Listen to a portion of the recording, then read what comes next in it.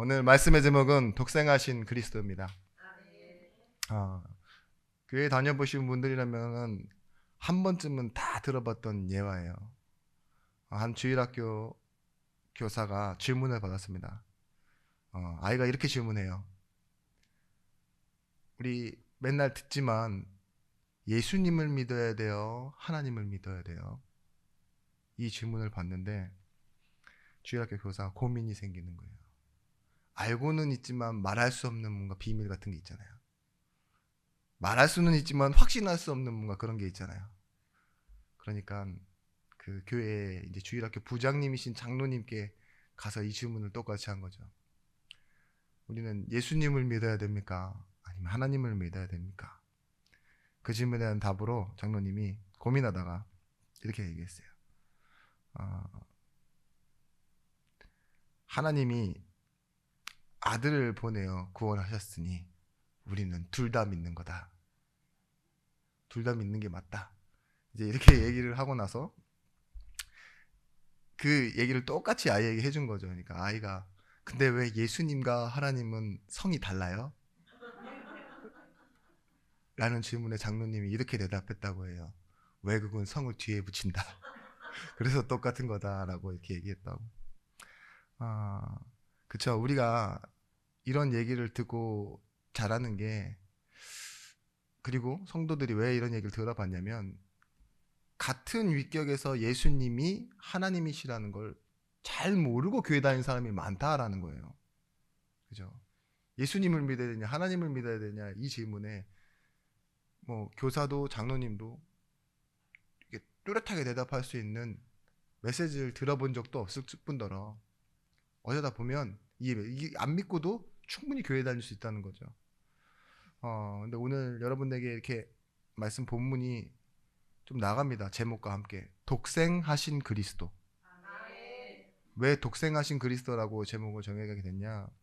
어, 오늘 말씀에 이 18절 본문 읽어보시면 본래 하나님을 본 사람이 없을 때 아버지의 품속에 있는 독생하신 하나님이 나타나셨느니라. 아직 이렇게 아멘이 크면 안 돼요. 뒤에 가서 좀 아멘이 커져야 되고 그런갑다로 해주세요. 지금은. 예. 한국말에 독생이라는 단어가 없는 거 아세요? 독생자는 있습니다. 왜 있느냐? 성경에서 독생자라는 말이 계속 나오니까 한국말 사전에도 넣어놨어요. 뜻은 뭐냐? 하나님의 하나뿐인 아들이라 독생자다 해놨는데 독생이라는 말은 없는 말이더라고요. 원어로 모노게누스 이렇게 나오는데 이것도 외아들이라는 말이에요. 근데 영어 성경에 보시면 ESV, 뭐 NASB에서 보면 only son, only begotten 똑같은 외아들이란 말인데 우리가 가장 많이 쓰는 성경 중에 하나인 영어 성경 NIV에서 뭐라고 해놨냐면 the one and only라고 적어놨어요. 왜 이렇게 적어놨는지를 설명드리려고 해요. 왜 이렇게 적어놨냐? 성경에서조차 우리는 당연히 부르는 그 아들이라는 개념을 번역할 때 조심스럽게 쓰고 있다는 거예요. 왜냐? 아들이라는 개념을 쓰게 되면 왠지 시간적으로 늦게 태어나고 무언가를 닮아 있는, 그죠? 마치 이렇게 어디 가서 내 아들입니다 이러면 뭐예요? 아버지가 더 위고 아들이 미치고 이런 개념이 쓰여지잖아요. 그런데 NIV에서 그런 부분을 굉장히 조심하는 부분 보면 다른 성경에서도 그래요.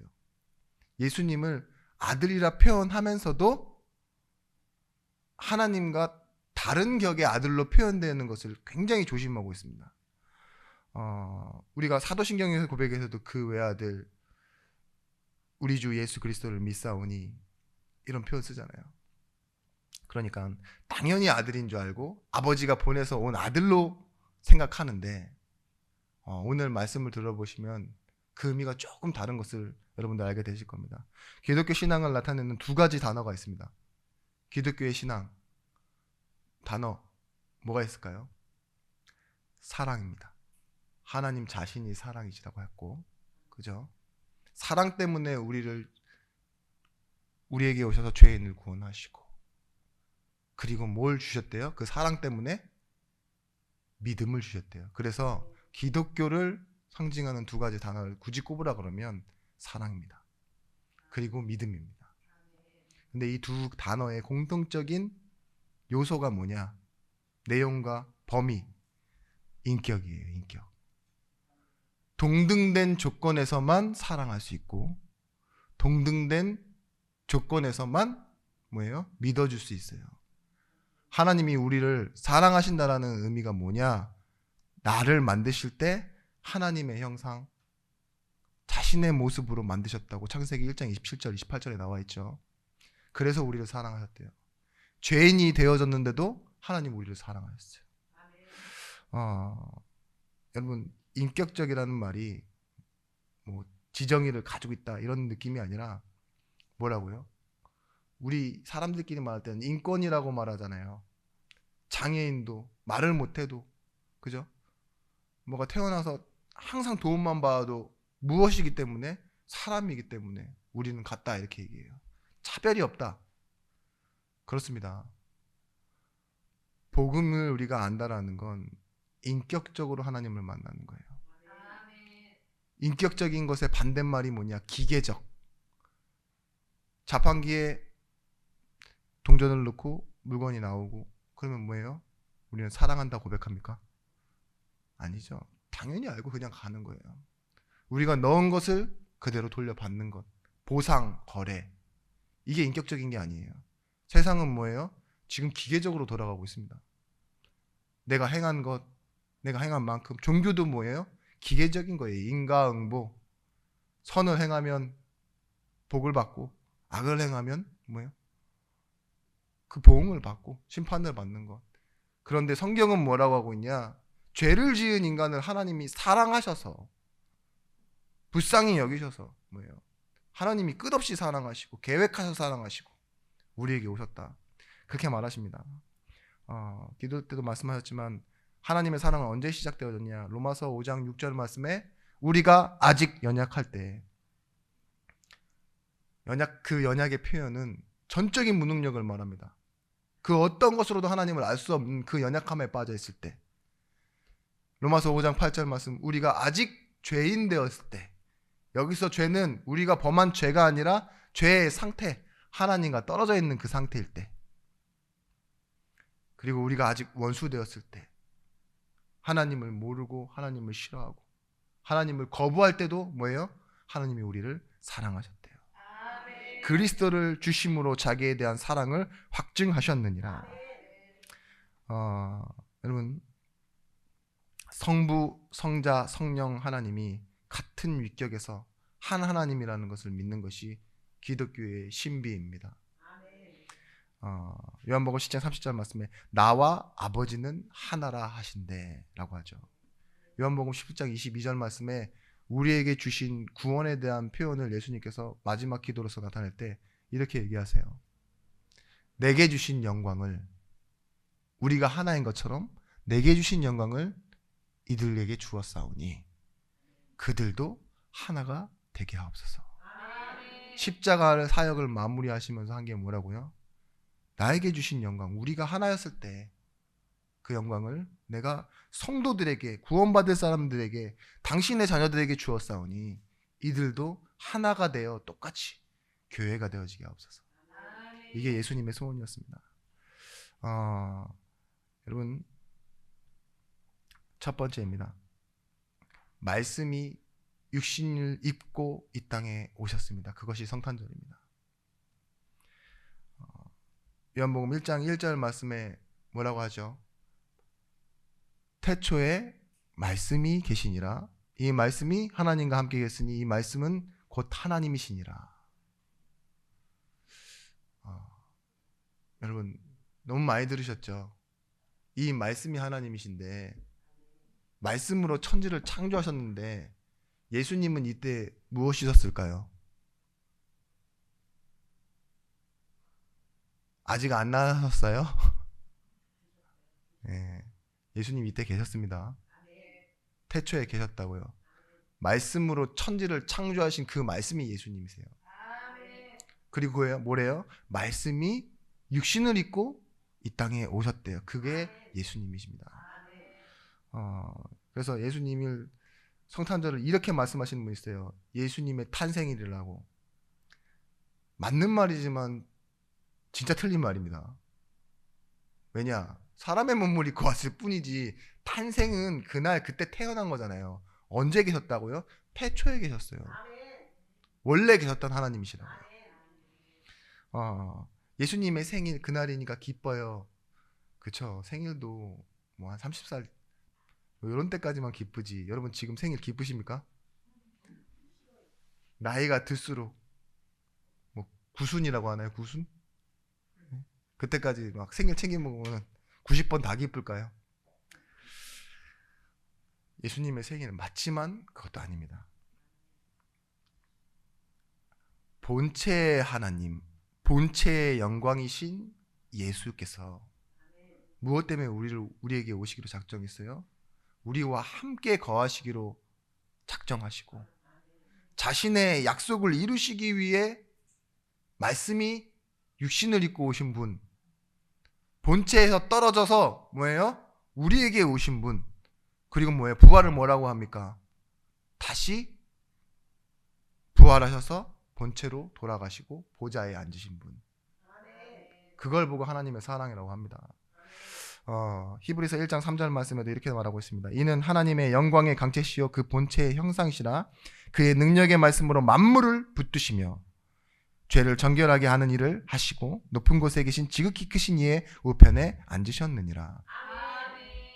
여기서 우리가 주목해야 될 말씀 있죠. 말씀이 뭐라고 있대요? 능력으로 만물을 붙들고 계시대요. 말씀이 뭐냐? 세상을 창조했던 그 말씀, 그죠? 있으라 하시니 그대로 된 일은 그 하나님의 말씀.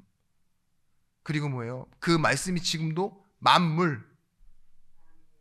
여러분 만물 하니까 전파사나 만물상 이런 것만 생각나십니까? 그 만물이 아니라 여러분의 행위와 아주 여러분이 잊고 있고 놓치고 있는 여러분 주변의 모든 것 하나하나까지도 만물 하나님께서 다 붙잡고 계신다고. 시공간 속에서 하나님이 다 붙잡고 계신답니다. 그분이 누구십니까? 예수 그리스도. 여러분 인격적으로 하나님을 안 믿고 내가 믿고 싶은 대로 믿고 계신 상상 속에 예수님이 많아요. 오늘 사실보다 영적인 사실을 붙드시는 여러분이 되시길 바랍니다. 본체와 원형이 똑같다. 이 말은 존재하는 영광의 이유가 똑같다라는 거예요. 예수 그리스도가 언제 영광이 나타났냐? 대부분의 사람들이 신앙을 이렇게 갖고 계시더라고요. 이 십자가의 사역을 완성시키실 때 영광이 나타났다고. 물론 그런 게 맞는 것 같습니다.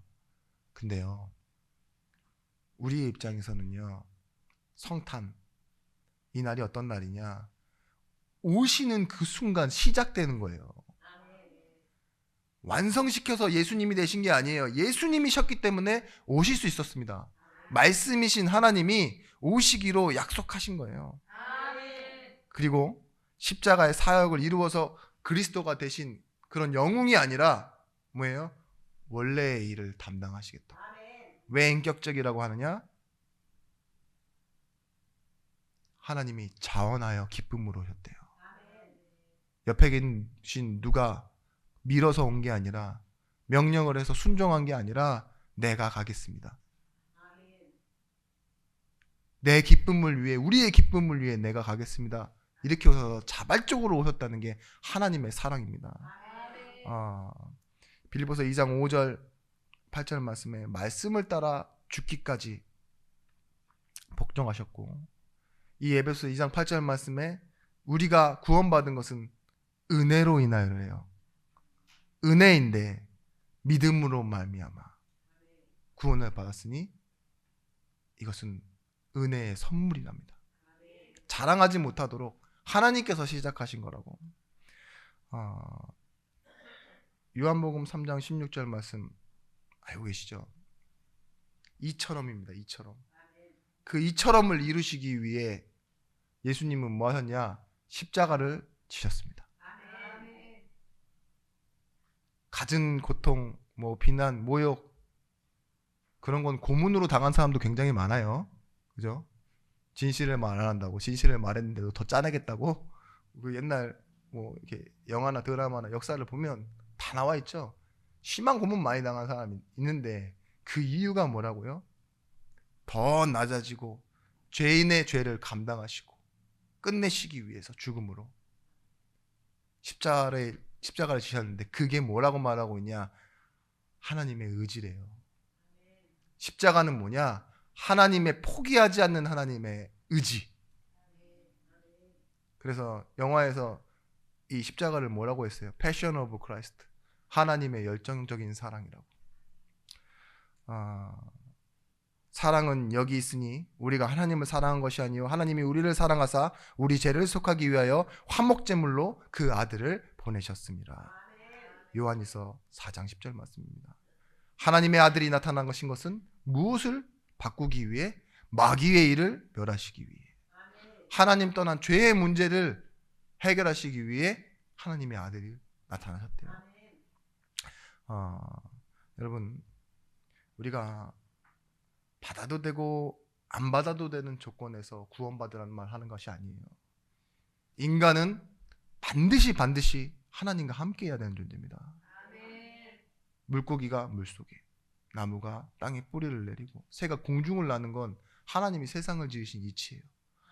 인간을 하나님께서 만드실 때 자기의 형상, 자기와 동등되게 만들어 놓으시고 의지조차 자유의지를 주셨어요. 선택하게끔. 그리고 뭐라고 하십니까? 너는 나와 함께 할 때 행복하다. 그런 존재다. 그렇게 만들어 놓으셨어요. 그래서 우리는 뭘 찾아야 되느냐? 하나님의 이유와 계획을 회복하는 것이 신앙생활이에요. 두 번째입니다. 하나님의 이유와 계획을 찾는 성탄입니다. 칼빈의 5대 계리 중에 인간의 전적인 타락 이후에 무조건적 은혜가 나와요. 선택이죠. 말은 뭐냐? 나는 완전히 타락했고 완전히 무능력한 상태에 있을 때 하나님은 조건 없이 우리를 은혜로 구원하셨다. 근데 조건 없이가 아니에요. 우리가 알고 있는 100%가 아닙니다. 조건은 하나님이세요. 내가 조건이다. 우리는 자신의 결정대로 삶이 만들어지고 자신의 문제나 어떠한 어쩔 수 없는 상황이 나를 만들어가고 있다고 생각하는데, 하나님은 그렇게 말하지 않으세요. 내가 너의 조건이다. 내가 너의 이유다. 여러분의 인생의 이유가 무엇입니까? 우리 교회가 지금 존재하고 있는 이유가 무엇입니까? 하나님이 이유입니다. 여러분이 하나님을 아십니까? 교리로 지식으로 배워서 안 거 말고 하나님이 우리 안에 오시고 우리 안에 계시다는 걸 믿으면 그 삶이 달라져요. 똑같이 살아가죠. 똑같이 먹고 똑같이 자고. 근데 뭐가 달라지느냐? 나는 모르는데 하나님이 조건 되시기 때문에 내 안에서 나를 이끌어 가세요. 그래서 우리의 뜻이 아닌 하나님의 뜻을 따라, 히브리서 10장 5절에서 10절 말씀, 근데 10절 말씀만 읽어드리겠습니다. 이 뜻을 따라 예수 그리스도의 몸을 단번에 들이심으로 말미암아 우리가 거룩함을 얻었노라. 단번에, 순간에 끝냈지만 거룩함을 입었다라는 말은 뭐냐? 영원함이 시작됐다는 말이에요. 여기 계신 우리 예중계 모든 성도님들은 우리의 삶이 순간적이고 일시적이라고 느낄지 모르지만 하나님의 시간이 우리 성도와 함께 붙었습니다. 영원한 시간표 속으로 들어간 거예요. 천국 간다라는 의미도 되지만 하나님이요, 이 영원한 인생 속으로 우리와 함께 들어가신 거예요. 무엇으로 인하여? 예수 그리스도의 십자가 사건 이후로. 슬픈 일, 좋은 일, 후회되는 일 여러 가지 있으시죠. 똑같이 지나간 거라고 생각하고 마음속에 묻어버리면 아무것도 아니겠지만 한번 생각해 보십시오. 하나님이 그 일에 계획과 이유가 있었다는 거. 그리고 지금도 하나님은 자신의 일, 우리에게 행복을 주시기 위하여, 응답을 주시기 위하여 지금 인도하고 계시다는 사실. 그 사실을 믿고 나아가는 겁니다.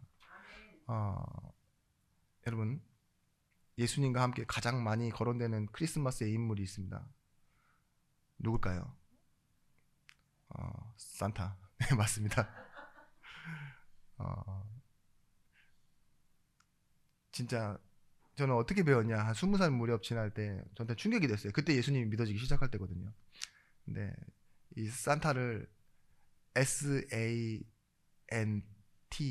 그러니까 스펠링으로 산타. 근데 M만 빼면 사탄이잖아요. 이렇게 뒤로 가면. 그렇게 되었어요. 그게 너무 깊게 각인돼가지고, 아이, 산타는 사탄이다. 예수님 오신 날을 완전히 변질시켜놨어요. 빨간 옷 입고 돌아다니면서. 예? 하루지만 그날에 선물 나눠주는, 그래서 선물을 막 공유하는 그런 날로 바꿔놨잖아요. 양말에다가 선물 주고 가는. 그쵸. 근데 그 선물 주는 조건도 대가입니다. 우는 아이와 울지 않는 아이. 이 인간보의 더러운 종교 이러면서 생각했는데 맞아요. 근데 예수님은 좀 다른 모습이시죠. 사람들은요, 자기는 모르게 크리스마스 하면 예수님? 그렇게 생각 안 해요. 지금 다 뭐예요? 그냥 휴일. 교회 다니는 사람마저도 기쁜 날인데, 저 앞서 말씀드린 것처럼 탄생하신 날, 생일 정도로만 기억하고 예배하고 돌아가는 날로 생각하는데, 성탄은 무엇이냐? 예수께서 그 십자가 사역을 완성하시기로부터 후부터 교회와 성령으로 함께 하신 약속이 성취된 날입니다. 아멘. 구약에 너희가 자꾸 내 약속을 잊고 버리고 가니까 내가 이 율법을 바꾸겠다. 뭘로? 내 약속을 네 마음에 두어 너와 함께 있겠다. 그래서 취소될 수 없게 만들겠다. 그래서 보내신 게 누구예요? 예수. 예수께서 가시면서 약속하시겠죠. 성령을 너에게 보내어 너와 함께 있겠다. 그 이름을 보혜사. 영원히 너와 함께 하신 분이다. 이렇게 약속하였어요. 세 번째는 무엇이냐? 우리 안에 거하시기로 하신 날. 이 날이 성탄입니다. 보라, 처녀가 잉태하여 아들을 낳을 것이요 그 이름을 임마누엘이라 하셨으니 이를 번역한즉 하나님이 우리와 함께 계시다 함이라. 임마누엘의 뜻은 하나님이 우리와 함께 계신 것입니다. 언제요? 세상 끝날까지. 우리가 죄 지면 잠깐 떠나가 계시고 멀리 계신 게 아니에요. 우리가 약한 때, 실수하는 때, 또 올바른 선택하지 못할 때도 하나님 함께 계세요. 그런데 우리는 어떤 때 이 예수를 믿게 되느냐? 우리가 연약해졌을 때, 진짜 힘이 없을 때, 뭔가 지푸라기도 나고 붙잡고 싶을 때나, 아니면 더 무능한 상황이 언제냐? 사람 손에 이끌려 할 수 없이 그렇게 믿게 되기도 합니다. 네, 우리는 예수님이 성탄에 오시지 않았어도 항의할 수 없는 사람들이에요. 그만큼 뭐예요? 죄인이었다고요. 우리 안에 거하시기로 하신 이 날을 뭐라고 하느냐? 인간의 역사를 뚫고 우리 안에 오신 날이라고 합니다. 왜 하필이면 유대 역사에 오십니까? 유대인의 역사에. 유대 여자인 마리아의 자궁에 오시잖아요. 어떤 목사님이 이렇게 표현하시더라고요. 돛담배가 항공모함을 끌고 가는 일과 비슷한 거라고. 그죠? 있을 수 없는 일이 일어나는 거라고. 해도 안 되는 일이 일어나는 거죠. 천지도 우주도 담지 못할 그 하나님이요, 왜 하필 이 유대 민족의 역사, 우리도 무시하는 유대 민족이잖아요. 우리 역사도 무시하는데, 근데 거기에 유대의 한 여인, 그것도 머리 둘 곳도 없는 그 홈리스라 그러죠. 노숙인처럼 자기 집도 아닌 베들레헴에서 마구간으로 태어나실까요? 극적인 연출을 위해서? 아닙니다. 그것이 뭐예요? 말씀을 이루시는 하나님의 방법이었어요. 동방박사가 왕이 태어난다는 말을 듣고 별을 따라 어디로 갔느냐? 당연히 왕궁으로 갔어요. 왕이 왕궁에서 태어나지. 무슨 말이냐? 근데 헤로당이 물어보잖아요. 그 왕이 태어났다는 말을 듣고 죽이려고. 혹시 그 왕이 태어났던 사실을 찾으면 나에게 꼭 말해달라 이렇게 얘기해요. 근데 동방모사들이 찾아가죠. 계속 별을 따라가는데 그게 어디래요? 베들레헴. 그리고 말 안 했죠. 이 사실을 어떤 의미인 줄 알고. 근데 우리가 알고 있는 그 동방의 박사들은 진짜 그 동방 닥터들이 아닙니다. 좋게 표현해왔지만 무속인들이에요. 무속인. 별 보고 점성, 첨성 이래가지고 그런 걸로 알아내는 그런 무속인들인데 그때는 그게 뭐예요? 학위로 인정이 됐어요. 그래가지고 동방 박사들이 됐는데 그쵸? 아 이때 오늘 말씀 본문에 나오죠. 무엇이 충만했다라고 나오냐? 우리가 다 그의 충만에서 받으니 은혜 위에 은혜로라. 은혜와 진리가 충만하더라.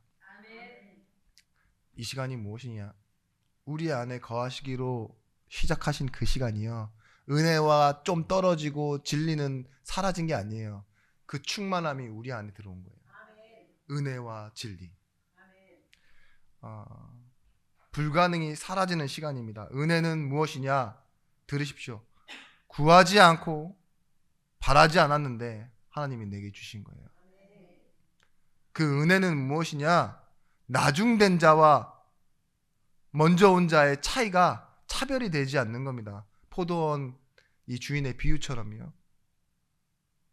하나님은 어떻게 우리를 사랑하시느냐? 죄인이 죄를 지어서 받는데 의인이 받아야 될 상보다 더 큰 걸 우리에게 주시는 거예요.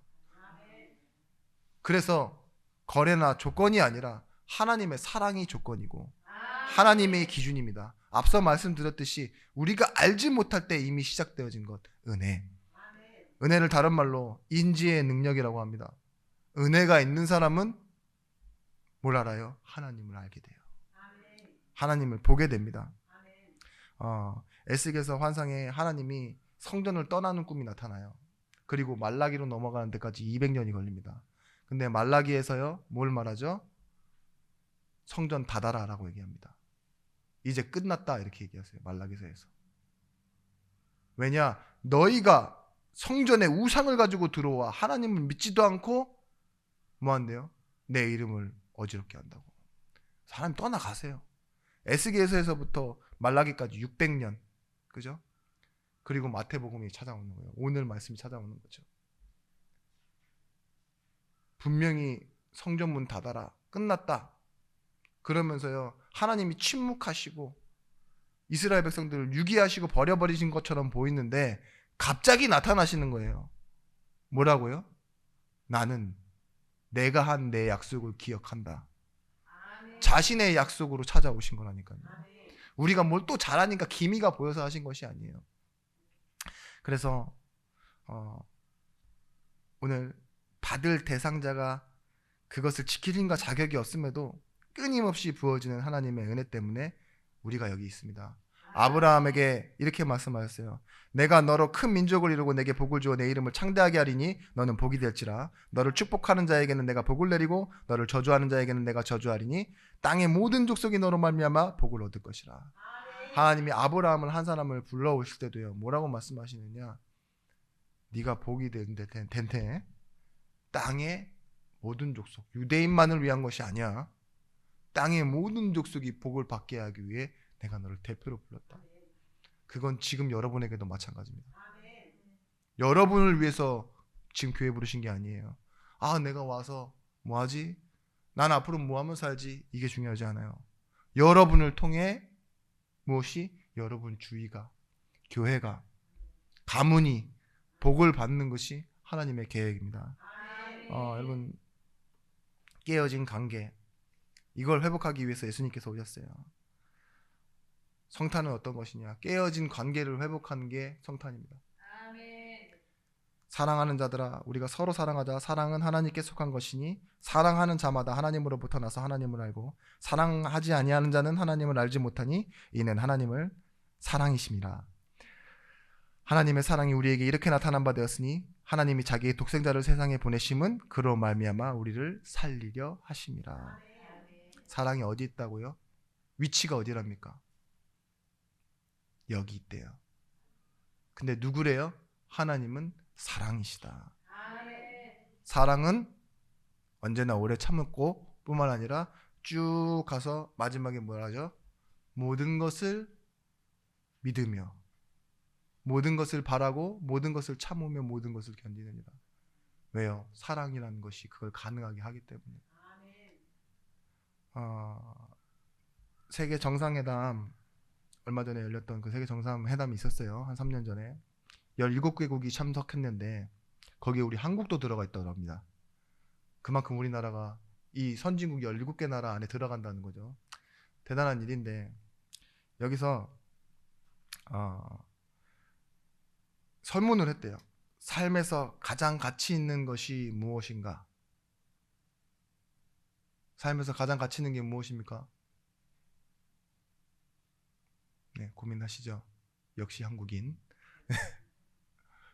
모든 나라에 공통점이 있어요. 16개국 나라의 공통점. 삶에서 가장 가치 있는 건 가족. 이렇게 얘기했어요. 그런데 한국은 좀 달랐습니다. 뭐였게요? 물질적인 가치. 그게 한국의 1위였죠. 선진국들과 다른. 두 번째가 뭐였냐? 건강이더라고요. 한국만. 가족은 언제 들어가냐? 세 번째. 돈과 건강이 있고 그 다음 세 번째로 챙기는 게 가족이래요. 여러분 인생의 주제가 돈이 먼저고 건강이 먼저고 가족이 먼저냐? 저는 그건 아니라고 말해요. 왜냐면 객관적으로 봐도 지금 우리가 교회가 아니라고 생각해도 지금 다른 나라 사람들 잘 사는 나라의 기준과 인생의 목표가 뭐예요? 가족이래잖아요. 가장 소중한 건 가족을 위해 돈을 쓰고 가족을 위해 건강하고 이런데 우리는 뭐예요? 가족이라도 돈을 잃게 하면 가족 관계를 끊고 뭐 하죠? 건강을 잃어버리면 니 때문이야 탓하고. 근데 제가 드라마를 하나 써봤습니다 어제. 그래 돈을 잃어버린 가족 때문에 아팠다고 원망하고 살겠지. 쟤 때문에 우리 집 망했다고 원망하고 살겠지. 뭐 그런 것도 있죠. 여러분 우리 인생의 주제는 무엇입니까? 가족입니까? 경제입니까? 건강입니까? 가족을 살리는 복음입니다. 경제를 살리는, 경제가 없어도 되는, 오히려 여호와가 나의 목자 되시니 나는 더 원하는 게 없습니다라고 말할 수 있을 만큼 복음으로 충만해지는 겁니다. 건강, 약한 데서 강해지리라. 온전하여 침이라.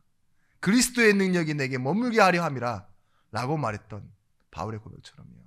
다 넘어서는 거예요. 성탄은 그런 날입니다. 그래서 결론적으로 성탄은 뭐냐? 인생의 방향, 인생의 메시지, 응답의 날을 찾는 것입니다. 이제부터 내가 살아야 되는 인생의 이유와 방향을 사람들에게 찾지 마십시오. 그리스도가 오셨습니다. 그러면 뭐예요? 그리스도가 함께 하십니다. 여기서 말씀이 들려질 때 방향이 나오는 겁니다. 내가 믿으니까 내가 원하는 방향으로 마음껏 걸어가도 돼. 맞습니다만 말씀을 들을 때 우리의 인생은 언제든지 바뀔 수 있습니다. 그래서 여러분 말씀을 놓치지 마시기 바랍니다. 프랑스에 얼마 전에 코로나 때문에 그 93세 할아버지가 그 호흡이 되지 않아 가지고 산소 마스크를 이제 24시간 동안 쓰고 있었어요. 근데 병원비가 얼마나 나왔냐? 50만 프랑, 달러로 56만 불, 하나로 어제 기준입니다. 8억 1676만 원. 하루 24시간 산소 마스크 꼈다고. 근데 영수증이 나오는 걸 보고 할아버지가 딱 보시더니만 엉엉엉엉 울더래요. 의사 앞에서. 그래서 의사가 93세 할아버지에게 가서 위로를 하는 거예요. 병원비를 지불할 수 있는 방법을 찾아보겠다. 같이 한번 생각해보자. 그래도 살아있는 게 너무 감사하지 않냐. 그러니까 할아버지가 이렇게 대답했답니다. 그러게나 말입니다. 저는 이 돈을 낼 수 있는 돈이 능력이 있습니다.